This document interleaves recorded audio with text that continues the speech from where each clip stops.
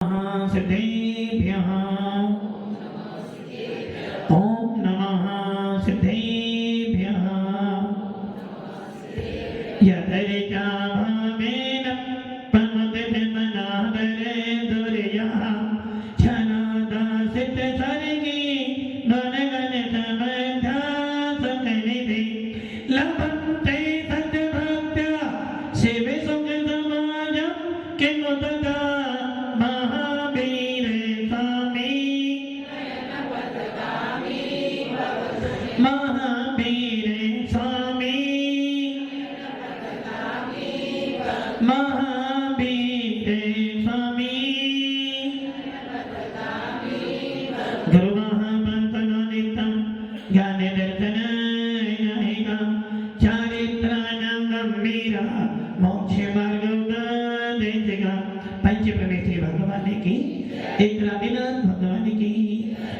शासनपति भगवान महावीर स्वामी की, आचार्य श्री कुंद कुंद भगवंत की, आचार्य श्री विमल सागर जी महाराज की, आचार्य गुरुदेव सन्मति सागर जी महाराज की, तीन ब्रह्मो करोड़ मणि राजों की, द्वादशांजन मणि माता की। बोली परम पूज्य दिव्य तपस्वी अध्यात्म संत सिंहाधिपति सन्मति कुल गौरवाचार्य भगवंत श्री सुंदर सागर जी महाराज की, समस्त आचार्य संघ की भव्य आत्माओं,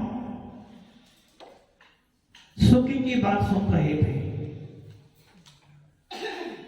और ऐसा कोई प्राणी नहीं जो सुख ना चाहता हो। भगवान महावीर का शासन, भगवान महावीर का शासन भी यही बात कह रहा है कि हे आत्मन, सुख की खोज में तू कितना भटकता है, सुख को प्राप्त करने के लिए कितना उद्यम करता है, कितना पुरुषार्थ करता है, वो सुख है का, वो सुख है का। भगवान महावीर की भीतरा देवना कहती है, भैया सुख को प्राप्त करने का उद्यम छोड़ दे, क्योंकि जहां तू सुख ढूंढ रहा है वहां सुख नहीं है। सुख कहां पर है? सुख तो तेरे पास ही विद्यमान है। इसलिए भगवान महावीर का भीतरा शासन कहता है, जो अपने आप में उतर जाता है, जो अपने आप में लीन हो जाता है, जो अपनी आत्मा को समझ जाता है, वो अनंत सुख को प्राप्त हो जाता है। इसलिए भगवान महावीर ने क्या किया था, और भगवान महावीर की बात ही नहीं, जो जो सिद्ध पद की प्राप्ति करना चाहता है, जो जो इस आत्मा के अंदर भेद विज्ञान उत्पन्न करना चाहता है, या जो जैन कुल को पाकर, जो जैन कुल को पाकर आत्मा से परमात्मा बनना चाहता है, उसके लिए सबसे बड़ा उद्देश्य ये है कि हे आत्मन, हे मुमुक्षु, सुख कहां पर है? पवन की सुख कहां पर है? नहीं, असत्य नहीं बोलो। अभी आपने सुना, पहला सुख निरोगी काया, दूसरा सुख धर्म हो माया, तीसरा सुख पत्नी हो आज्ञाकारी। सबसे पहला सुख कौन था? निरोगी काया। और निरोगी काया को प्राप्त करने के लिए, निरोगी होने के लिए, डॉक्टरों से छूटने के लिए सबसे बड़ा उपाय आचार्य कुंदकों स्वामी कह रहे हैं। आचार्य कुंदकों स्वामी अपने अष्ट पाउर में कह रहे हैं कि भैया, जिन वेन मोसमीनम, क्या समझे? कीर्ति की समझ में आई वाली बात? जिन वेन मोसमीनम, जो लोग वेद से दूर है। अब तुम अर्थ का अनर्थ कर दो तो क्या चलेगा? इसलिए आचार्य कुंदकुल भगवान कहते हैं भैया, और जिनेंद्र देव कहते हैं, शास्त्र जो जिनवानी है ना, वो शास्त्र भी बन सकते हो, शस्त्र भी। एक जिनवानी का शब्द आपके लिए शास्त्र बनकर आपको भगवान बना सकता है, और एक जिनवानी का शब्द शस्त्र बनकर आपके पूरे जीवन को नहीं, पूरे भव को बर्बाद कर सकता है। जैसा कि समय साल में लिखा है, समय साल में एक गाथा दी और उसकी टीका करते हुए आचार्य अमृत सोई भव्य आत्माओं, आचार्य कुंदकों स्वामी जिस काल में हुए, जिस काल में भद्रभाव स्वामी थे। मतलब कि भगवान महावीर के लगभग 100, 150, 250 साल बाद, या हम ये कह दें भद्रभाव स्वामी के आसपास में कौन कौन स्वामी उत्पन्न हुए। और आज हमारा इतिहास देखा जाता है, आज हमारा इतिहास देखा जाता है तो धरसेन स्वामी, पुष्पदत्त भूतबली, उन स्वामी से भी बहुत पहले हुए। किंतु कुन स्वामी के नाम से आज पूरा जैन समाज जाना जाता है। कोई मूर्ति विराजमान करनी हो तो नाम किसका आता है? किसका नाम आता है? कुंदो का आमना है। आपका मंदिर बनता हो तो कुन आमना है। कोई जिनवानी लिखे तो कुन आमना है। मतलब कि क्या कुन से पहले कोई आचार्य नहीं, उनसे पहले भी बहुत आचार्य हुए हैं, किंतु कुन स्वामी का ऐसा कोई तीव्र पुण्य था जिसके नाम से कुन स्वामी की पहचान अलग से बनी। जिस समय गिरनार पर्वत पर यात्रा करने के लिए कुन स्वामी गए थे, उसी समय कुछ वस्त्रधारी, जिन्हें आप श्वेत पट्टी वाले बोलते हो, जिनके यहाँ ओगा रखा जाता है, जिनके यहाँ मत्थे में बंदानी महाराज साहब बोला जाता है, ऐसा भी एक संघ वहां पहुंचा था। और आपके सीधे शब्दों में कहते तो श्वेतांबर धर्म के लोग भी वहां पहुंचे थे। उस समय कुन स्वामी ने एक अतिशय उत्पन्न किया था कि पहले कौन जाए, पहले दिगंबर जाए, पहले श्वेतांबर जाए, दोनों भाई हैं।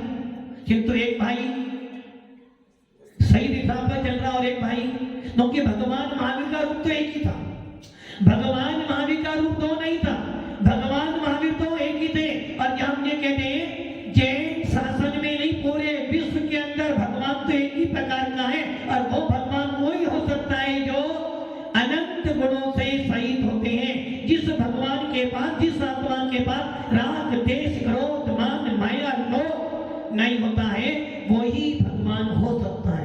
उस समय कुन स्वामी ने अतिशय उत्पन्न किया और गिरनार पर्वत की भगवान नेमिनाथ की मोक्ष स्थली, जहां से भगवान नेमिनाथ मोक्ष पधारे, ऐसे नेमिनाथ के यक्ष अयक्षिणी विराजमान थे, अंबिका देवी। उस अंबिका देवी पर आचार्य महाराज ने आशीर्वाद दिया, मंत्र पढ़े, और वो मूर्ति से पूछना, भाई दो भाई खड़े हैं, एक तरफ भरत खड़ा है, एक तरफ बाहुबली खड़ा है, बता दे पहले कौन जाएगा। तो ना भरत मोक्ष में गए, ना बाहुबली, सबसे पहले अनंत वीर्य मोक्ष में चले गए। अनंत वीर्य कौन थे? भगवान आदिनाथ के ही पुत्र थे, भरत के ही भैया थे। और जब भरत बाहुबली में युद्ध हुआ, भरत की चक्रवर्ती है तो चक्रवर्ती ही रहेंगे, बाहुबली की चक्रवर्ती का पद प्राप्त नहीं कर सकते। और भरत की जैन की मैं कामदेव बन जाऊं, अरे भाई आदिनाथ प्रथम तीर्थंकर थे हमारे इस हुंडा अवसरपणी काल के। आदिनाथ भगवान हमारे प्रथम तीर्थंकर थे इस हुंडा अवसरपणी काल के। आदि बाहुबली सोचे कि मैं तीर्थंकर बन जाऊं, इतना पुण्य नहीं है, किंतु आदिनाथ के कुल में प्रथम मोक्षगामी जीवानंदवीरी हुए, आदिनाथ के कुल में ही प्रथम कामदेव बाहुबली हुए, और आदिनाथ के कुल में ही प्रथम चक्रवर्ती भरत जैसे अधिशासन पति भी हुए। भव्य आत्माओं, एक तरफ भरत, एक तरफ बाहुबली, उसी प्रकार एक तरफ कुन स्वामी का संघ है, एक तरफ निर्गंत मुद्रा है और एक तरफ वस्त्रधारी मुद्रा है। एक तरफ वो सिद्धांत है जिसमें कहा जा रहा है कि भगवान महावीर बाल ब्रह्मचारी थे, और एक मत में कहा जा रहा है कि वो आप जैसे थे, विवाह किया था। अब कुन स्वामी पौषणी पहले कौन जाए, तो वो देवी की मूर्ति में आवाज आती है, आद दिगंबर, पहले दिगंबर पश्चात श्वेतांबर। ऐसे कुन स्वामी के नाम से जाने वाला, अर्थात किसी भी मंदिर में चले जाना, सबसे पहले कुन का नाम मूर्तों पे लिखा जाता है। ऐसे कुन मुकुंद भगवान ने उस अष्टपावली में क्या लिखा? जिन वेन मोसमीना, जिन वेन मोसमीना, इसका अर्थ क्या हुआ धनपाल जी? जिन वेन मोसमीना, ये हमारी जैनों की मूल भाषा, प्राकृत भाषा, जिसे हम सोर सैनी कहते हैं। इसमें वो कह रहे हैं भैया पहला सुख कौन सा है? निरोगी काया। यदि निरोगी काया की प्राप्ति करनी है तो उसका एक ही रास्ता है। डॉक्टर के पास जाओगे, वैद्य के पास जाओगे तो आप रोगी बनकर आओगे। जब जब भी कोई डॉक्टर के पास गया, वैद्य के पास गया, रोगी होकर ही आया, निरोगी होकर नहीं आया। इसलिए आचार्य भगवान कह रहे हैं यदि तुझे निरोगी रहना है तो क्या करना? जिन वेन मोसवेना, जिनेन्द्र वचन परम औषधि है। जिन वेन मोसवेना, जिनेन्द्र देव का वचन परम औषधि है। और जो इस वचन को अपनाता है, जो इस वचनों को सुनता है, जो जिनेन्द्र देव की वाणी को सुनता है, जो जिनेन्द्र देव की वाणी का चिंतन मनन करता है, और जो जिनेन्द्र देव की वाणी को धारण कर कर इस मोक्ष मार्ग पे बढ़ता है, जो जिनेन्द्र देव की वाणी सुनकर अपनी आत्मा में उतारता है, उसका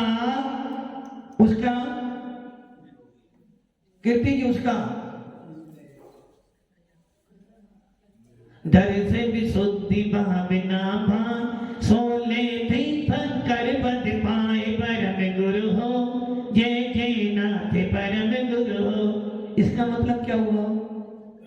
जो जो जिनेन्द्र देव की वाणी को अपनी आत्मा में धारण करेगा, उसको चलेगा, उसका क्या हो जाएगा? जन्म जरा मृत्यु विनाशनाय। क्या? जन्म जरा मृत्यु विनाशनाय। पवन जी, विमल जी क्या बोल रहे? क्या क्या क्या? जन्म जरा मृत्यु विनाशनाय। क्या? जलम नहीं पाते। और कौन कौन स्वामी क्या करे? जिन में मौसम भैया जल चढ़ाने से, दूध चढ़ाने से आपका जन्म जरा मृत्यु विनाश होने वाली नहीं है। आपका यदि जन्म जरा मृत्यु को विनाश करना है तो आपको बड़े बड़े मंदिर नहीं बनाने। यदि आपको जन्म जरा मृत्यु रोगों से रहित होना है, तीर्थंकर जब अवतार लेते हैं, जब तीर्थंकर माता के गर्भ में आते हैं, जब तीर्थंकर का जन्माभिषेक होता है, जब तीर्थंकर के पंचकरण किए जाते हैं, तो तीर्थंकरों के बारे में एक सूत्र आता है। जब उनके जन्म के 10 हदीसें आते हैं तो उसमें आता है कि तीर्थंकर जन्म से निरोगी होते हैं, निरोगी। उनको बीपी हाई राजमन जी, बीपी हाई किनका? राजमन जी का नहीं, तीर्थंकर का। तीर्थंकरों को बीपी हाई नहीं होता है। तीर्थंकरों को कैंसर, तीर्थंकरों के घुटनों में, पवन जी घुटनों में, और तीर्थंकरों के गले में। तीर्थंकर जब केवल ज्ञान की प्राप्ति करते हैं और जब उनका शब्द होता है और जब वो का रूप देखना देते हैं तो उनकी वाणी कहां तक जाती है? 1 योजन तक उनकी वाणी सुनाई देती है। मैंने 12 किलोमीटर तक वाणी उनकी सुनाई देती है बिना माइक के भी। तो ये ध्यान रखना, तीर्थंकरों के गले में रोग नहीं होता है, घुटनों में दर्द नहीं होता, पेट में दर्द नहीं होता। तीर्थंकर निरोगी होते हैं। और निरोगी क्यों होते हैं? क्योंकि वो पूर्ण भव के अंदर जिन वेन मोक्ष में न जिनेन्द्र देव के वचन रूपी औषधि का सेवन करते हैं, इसलिए वो कभी निरोगी। क्योंकि तीर्थंकर प्रकृति का बंध कौन करेगा? तीर्थंकर प्रकृति का बंध वही भव्य जीव करेगा जो भव्य होगा। जो जीव भव्य नहीं है वो कभी क्या? जो जीव भव्य नहीं होगा वो तीर्थंकर का बंध नहीं कर सकता। और जो जीव भव्य होगा वो कभी दुर्गति में नहीं जा सकता। पवन जी भव्य हो ताही सुनो भवि मन फिर जो चाहो अपनो कल्याण मोह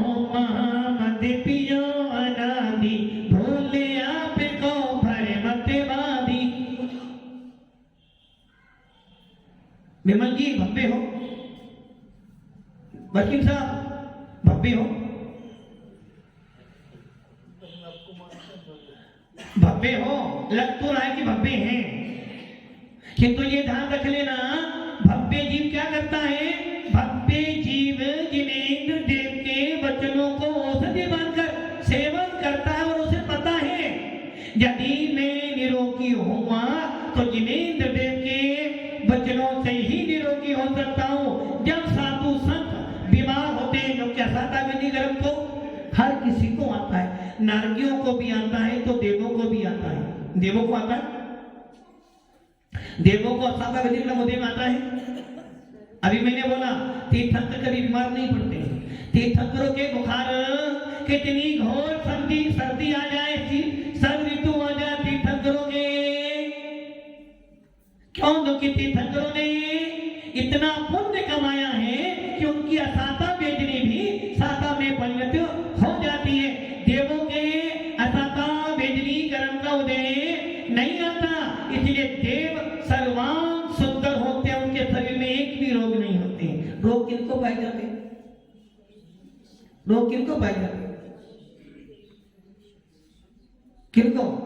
जिनके पास गंदा शरीर होता है, जिनके पास में मल मूत्र से बड़ा शरीर होता है, जिनके शरीर को छूना भी कोई लोग पसंद नहीं करते, ऐसा शरीर होता है औदारी शरीर। ऐसे औदारी शरीर के एक उंगली के एक छिद्र में 96 कितने लोग होते? 96 रोग हैं। एक उंगली के एक कोण में 96 रोग हैं, तो पूरे शरीर में तो अब आप लगा लो अपना हिसाब कि औदारी शरीर कितना गंदा शरीर है, जिस शरीर में क्या भरा हुआ है?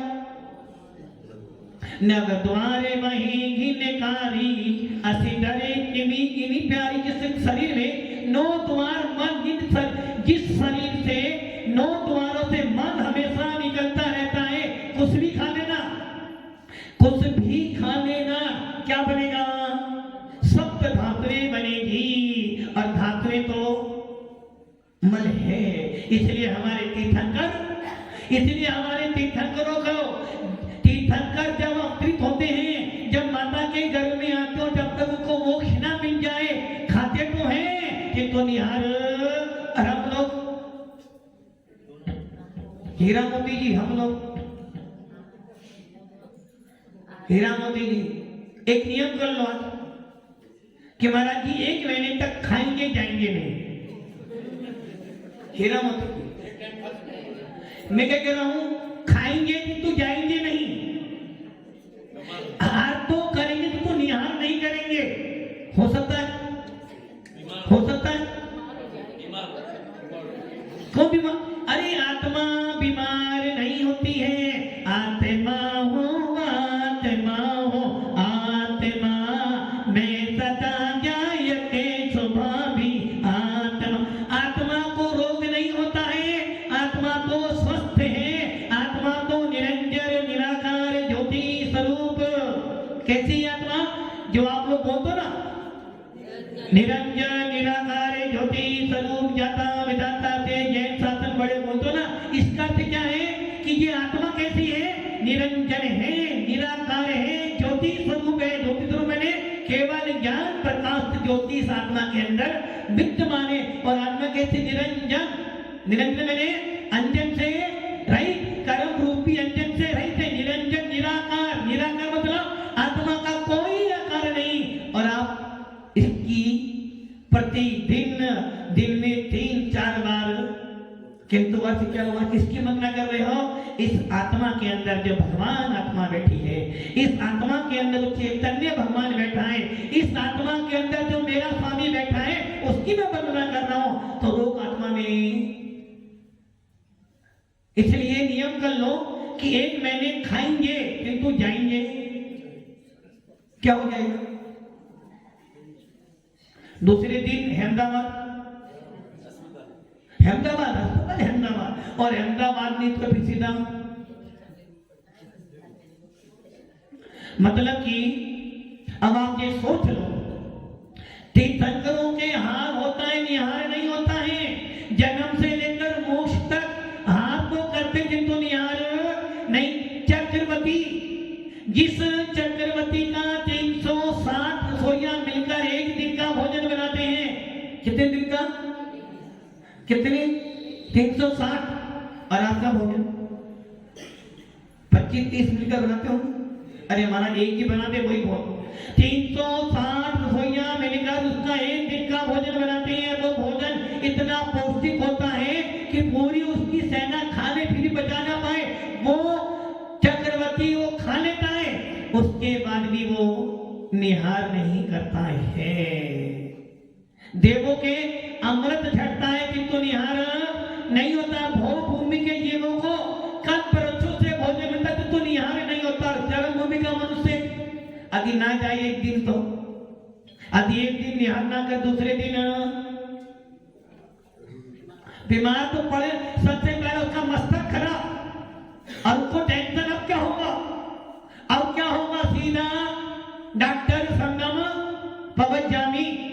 अरे भव्य आत्माओं, ये जो उदारी शरीर है ये मल का कीड़ा है। इस उदारी शरीर में पूरे पांचों शरीर में से उदारी के बेकरी भारत तेजस कार्य 5 शरीर है। इन 5 शरीर में सबसे गंदा शरीर कौन सा है? कौन सा? कीर्ति जी कौन सा? कीर्ति जी कौन सा? बेकरी शरीर में तो मलमूत्र होते ही नहीं, तेजस शरीर कार्य शरीर में होते नहीं है, भारत शरीर में होता नहीं। बचा कौन सा? उदारी शरीर। सबसे गंदा शरीर कौन सा है? कीर्ति की चिंता है आपका या हमारा? उदारी शरीर सबसे गंदा है। और इसलिए हमारे आगम में लिखा, जब एक देव गति से च्युत होता है तो देवों के अंदर 6 महीने पहले आयु का बंद होता है।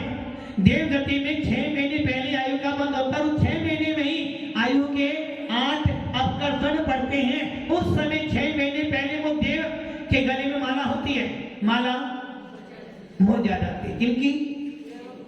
तीर्थंकरों की नहीं। और वो देव जैसे ही माला हो जाते सोचता रहे बस अब मेरा नंबर अब कहां जाना पड़ेगा? देव मरकर कहां जाएगा? देव मरकर कहां जाएगा? देव मरकर को मात्र उसे मनुष्य या तीनजी बनना है, वो भी पंचेंद्रिय, वो भी कर्म भूमि का। वो देव सोचता है अब मैं क्या, वो चिल्लाता है, विकल्प करता है कि इस सुंदर पर्याय को छोड़कर कहां जाऊंगा? कहां जाऊंगा? उस उदर में जाऊंगा जिस उदर में सप्त धातुएं भरी पड़ी हैं, खून मांस पीप रक्त भरा हुआ है। अब मुझे ऐसे स्थान पर नहीं जाना, क्योंकि ऐसे स्थान पे 9 महीने कैसे रहूंगा? और वहां रहने का मतलब है क्या खाना? मल मूत्र में रहना। इसलिए वो देव कहता मुझे ऐसी पर्याय नहीं चाहिए। इसलिए सबसे गंदा शरीर कौन सा है? और हम लोग इसी उदारी शरीर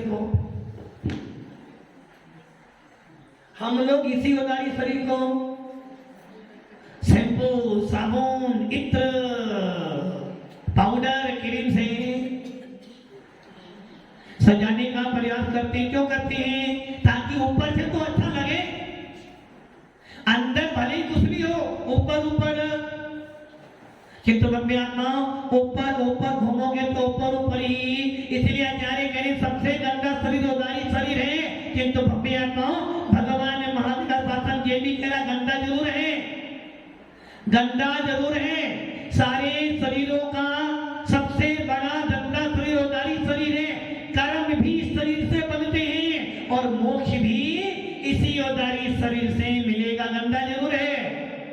गंदा जरूर है किंतु इस उदारी शरीर में वो सामर्थ्य है कि तीनों लोगों के अंदर क्षोभ उत्पन्न कर दे। ये उदारी शरीर ही तीर्थंकरों को प्राप्त होता है। इस उदारी शरीर को प्राप्त कर ही मुनि बना जाता है और इस उदारी शरीर से ही केवल ज्ञान की प्राप्ति की जाती है। इसलिए उदारी शरीर धंधा तो है किंतु भव्य आत्माओं हर अच्छी चीज कहां से मिली है? हर अच्छी चीज कहां से निकली है? गंदगी से। कमल कहां खिलता है? कीचड़ में। कमल कहां खिलता है? कीचड़ में। मोती कहां उत्पन्न होता है? समुद्र में। सीप समुद्र में, और समुद्र में कौन होते? जीव जंतु। और भव्य आत्माओं इस उदारी शरीर के अंदर ही वो आत्मा बैठी है जिस आत्मा के अंदर केवल ज्ञान शक्ति बैठी है। गंदा जरूर है उदारी शरीर, किंतु आचार्य भगवान कह रही है बिना उदारी शरीर को प्राप्त किए तो ये केवल ज्ञान की प्राप्ति होने वाली भी।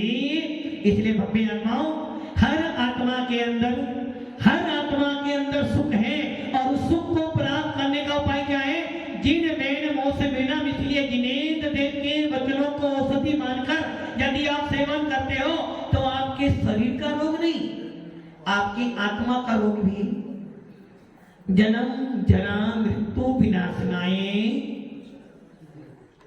यदि आपको अपना जन्म जरा मृत्यु का विनाश करना है तो आपको एक काम करना है। वो काम क्या है? जिनेंद्र देव के वचनों को श्रद्धा से सुनो, और सुनने के बाद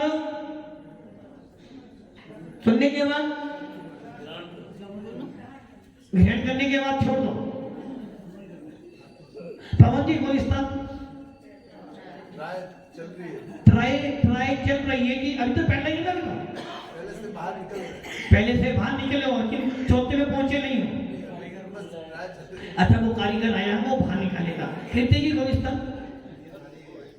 वही पहला ही, मतलब कि जिनेंद्र देव कह रहे हैं भैया, जिन मैंने मोह से बिना, जिनेंद्र देव का वचन परम औषधि है, और इस औषधि को खाने वाला, सेवन करने वाला अमर हो जाता है। किंतु आप करो नहीं महाराज जी, सत्य बात को, किंतु हम अपना गुलिस्तान बदलने वाला।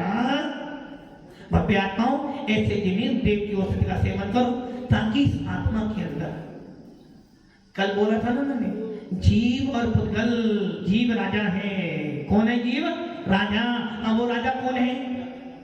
वो राजा मैं हूं, इस आत्मा का राजा मैं हूं, मेरा कोई स्वामी नहीं, मैं अपनी आत्मा का स्वामी हूं। ऐसे जीव आत्मा के अंदर जो परमात्मा बैठा है, उस परमात्मा को समझो, जानो, और जिनेंद्र देव की वाणी सुनकर पुरुषार्थ कर इस आत्मा